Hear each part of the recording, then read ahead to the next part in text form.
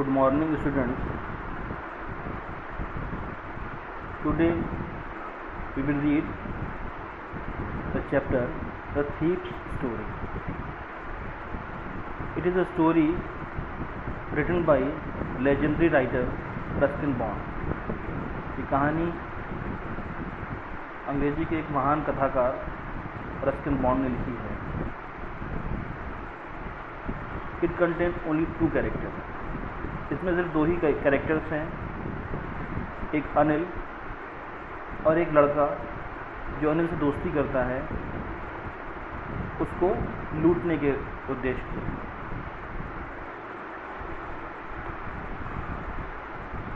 Let's begin the story.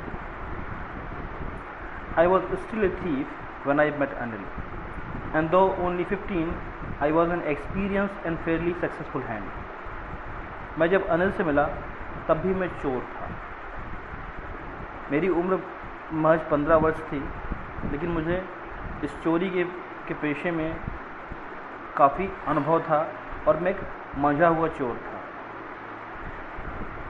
Anil was watching a wrestling match when I approached him.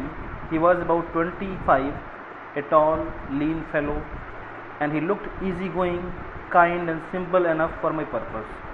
I hadn't had much luck of late and thought I might be able to get into the young man's confidence.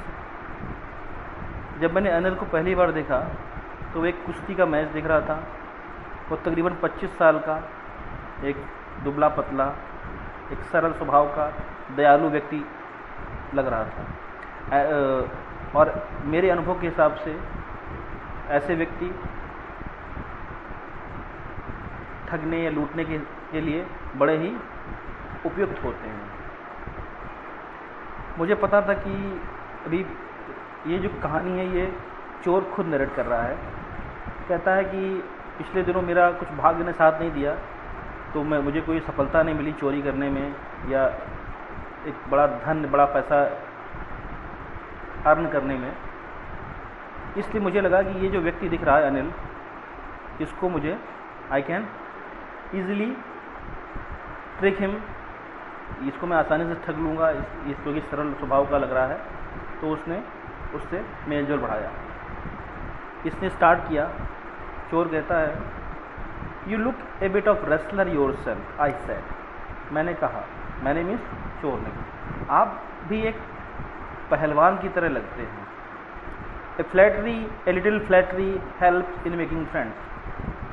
देखिए कितनी अनुभव की बात कह रहा है, क्योंकि उसने कहा कि a little flattery helps in making friend, मतलब थोड़ी बहुत तारीफ करके दोस्ती बन सकती, दोस्ती बनाई जा सकती है. तो उसने यही किया. So do you. अनिल ने उसको वापस कहा कि हाँ तुम भी. Which put me of for a moment. जब उसने मुझसे ये कहा तो मुझे थोड़ी देर के लिए अचरज हुआ. क्यों? क्योंकि मैं अनिल से भी दुबला था. एक 15 साल का बच्चा अनिल से भी दुबला. उसने कहा तुम भी पहलवान लगते हो. Well I said modestly, I do wrestle A bit. मैंने कहा हाँ मैं कभी कभार कुश्ती लड़ लेता हूँ. What is your name.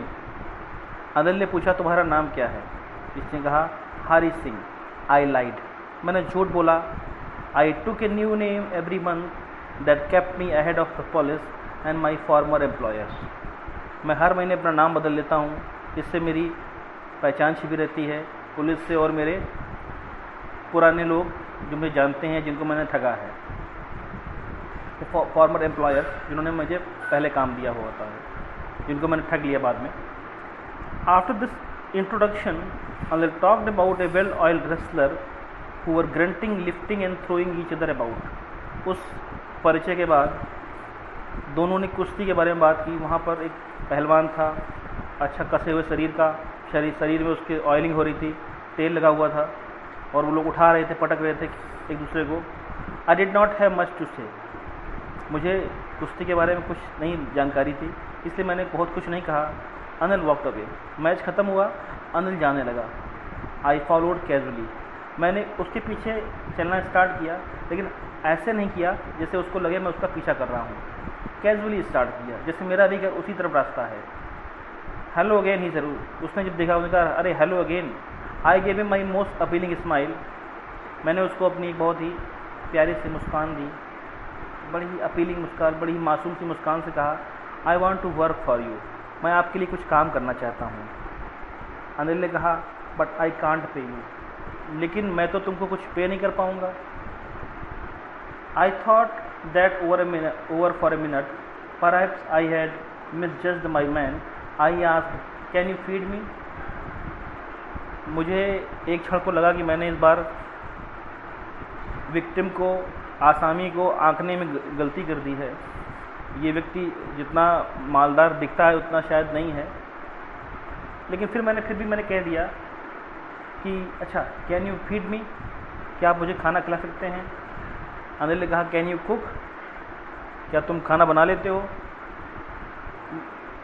I can cook, I lied again, मैंने कहा हाँ मैं खाना बना लेता हूँ। मैंने मतलब हरी सिंह ने, हरी सिंह मतलब वो चोर। Yes I can cook, I lied again, हाँ मैं बना सकता हूँ, मैंने दोबारा झूठ बोला।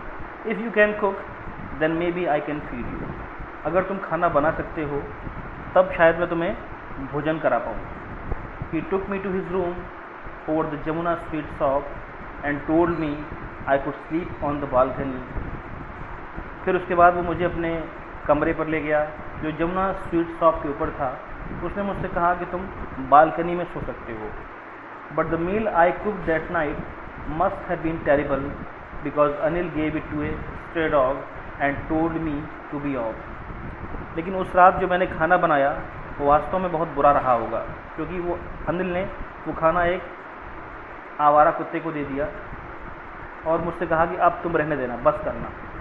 But I just hang around smiling in my most appealing way and he could not stop laughing. लेकिन मैं फिर भी उसके आसपास घूमता रहा, मुस्कुराता रहा, और अनिल भी मुझे देखकर हंसे बिना नहीं रह सका। Later he patted me on the head and said never mind, he would teach me to cook. बाद में उसने मुझसे कहा, मेरे सर पे थपथपाया, कहा चलो कोई बात नहीं, मैं तुमको खाना बनाना सिखाऊंगा। He also taught me to write my name and said he would soon teach me to write whole sentences and to add numbers. उसने मुझे मेरा नाम लिखना सिखाया। उसने मुझसे कहा कि वो जल्दी ही मुझे पूरा सेंटेंस लिखना सिखाएगा और नंबरों को जोड़ना भी सिखाएगा। I was grateful. I knew that once I would write like an educated man, there would be no limit to what I could achieve. मैं बहुत भाग्यशाली था, मुझे बहुत अच्छा लग रहा था। क्यों?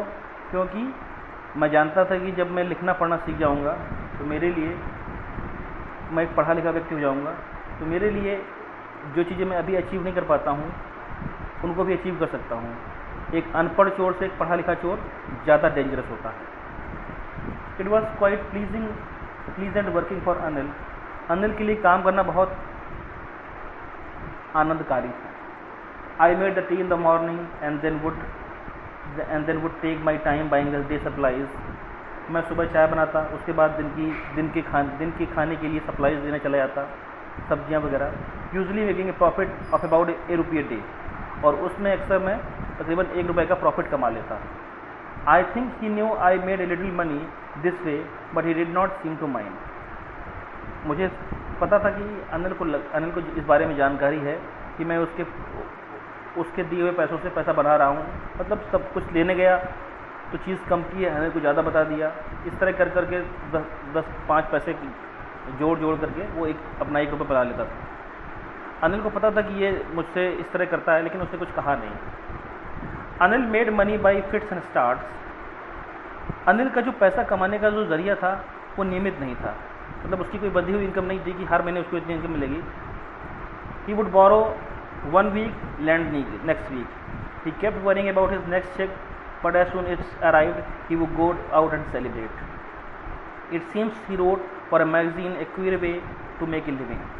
अनिल कभी अनिल को किसी हफ्ते अनिल को पैसा उधार लेना पड़ता और किसी हफ्ते अनिल पैसा उधार दे देता था। मतलब उसके पास कभी पैसा बिल्कुल नहीं होता था, कभी इतना पैसा होता था कि वो किसी को दूसरे को दे देता। कभी वो चिंता करता कि मेरा चेक कब आएगा, मुझे पैसे कब मिलेंगे, और जब वो आता तो वो निश्चिंत होकर सेलिब्रेट करने लगता, बाहर जाता, घूमता फिरता।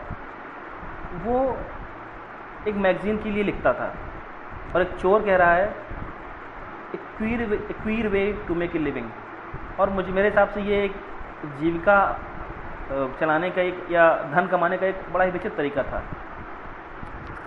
One evening he came home with a small bundle of notes saying he had just sold book to publisher. एक दिन वो एक छोटे से नोट के बंडल के साथ आया, उसने कहा कि उसने एक किताब पब्लिशर को बेच दी है। At night I saw him tuck the money under the mattress. उस रात मैंने देखा कि उसने वो नोटों की गड्डी अपने गद्दे के नीचे रख ली है। I had been working for Anil for almost a month and apart from cheating on the shopping had not done anything in my line of work. मैंने अनिल के लिए तकरीबन एक महीने से काम कर रहा था, और सब्जी भाजी लाने में जो छोटी मोटी ठगी कर लेता था, उसके अलावा मैंने अपनी तरह का कोई काम अनिल के साथ नहीं किया अभी। I had every opportunity for doing so. मेरे पास कई अवसर आए जब मैं पैसा चुरा सकता था। अनिल हैड गिवन मी ए की टू डोर। अनिल ने मुझको दरवाजे की चाबी दे रखी थी। And I could come and go as I please. और मैं जब मन हो तब आ या जा सकता था। He was the most trusting person I had ever met. इस लाइन को बड़ा ध्यान से पढ़िए। He was the most trusting person I had ever met.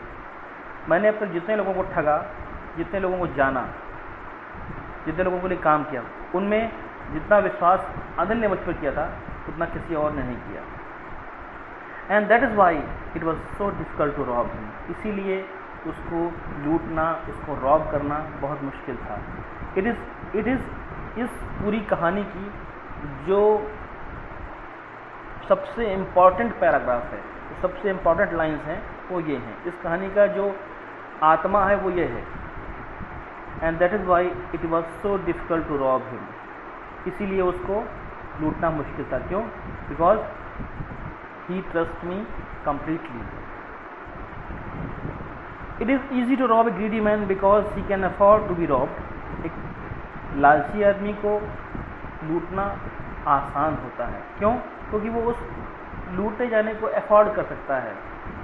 But it is difficult to rob a careless man. Sometimes he does not even notice he has been robbed and that takes all the pleasure out of the work। क्योंकि एक जो careless व्यक्ति है उसको लूटोगे, उसे कोई जिसको परवाह ही नहीं है कि मैं उसे लूटा जाए, उसे लूटने की या उसके धन को छीनने की, उसके धन को छीनने का, उसको लूटने का कोई मज़ा नहीं है। क्यों? जब आप एक लालची व्यक्ति को लूटते हो तो वो रोता है, बिलखता है, परेशान होता है, छटपटाता है, क्योंकि उसका पैसा लूटा गया। लेकिन एक व्यक्ति जो अपना पैसा इधर उधर रखता है, उसको चिंता नहीं किसी बात की, उसको लूटोगे तो वो मज़ा नहीं है। यहाँ पर एक वो शातिर चोर की तरह कह रहा है, well it's time I did some real work. अब समय था कुछ वास्तविक काम करने का। I told myself I am out of practice. मुझे अभ्यास भी छूट रहा था। And if I don't take the money, अगर मैं पैसा नहीं लूँगा, he will only waste it on his friend. तो अनिल वो पैसा अपने दोस्तों में उड़ा देगा। After all he does not even पे मी। आखिरकार वो मुझे कोई वेतन या सैलरी भी तो नहीं देता था घर का काम करने वगैरह के लिए। ठीक, अब नेक्स्ट पार्ट कहानी का, उसने चोरी की या नहीं की, कैसे की, क्या हुआ, we will know in the next period. तब तक आप लोग इस स्टोरी को पढ़ें, इसको रीड करें, और if you have any question, any queries, you can ask me.